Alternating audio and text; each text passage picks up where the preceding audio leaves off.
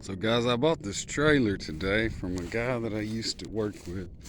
It's got 6 lug axles and it has trailer brakes, and I'm not sure what it's worth. It doesn't have a title. I got it with a bill of sale, and I thought about trying to get my money back out of it, or I might even can make some money, and I don't know where I stand on the deal. But, he said it's worth 25 to 3,000 if you got it registered, but it's not registered. It was a farm trailer. I paid about half of that for it. I got like a little over $1,000 in it, and I really don't know what it's worth.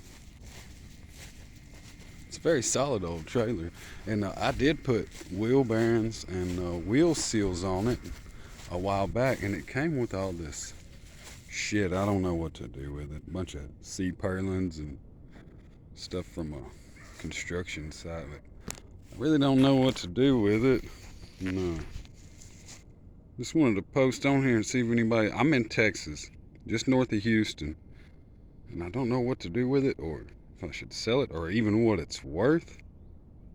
So I know I don't do a lot of videos like this.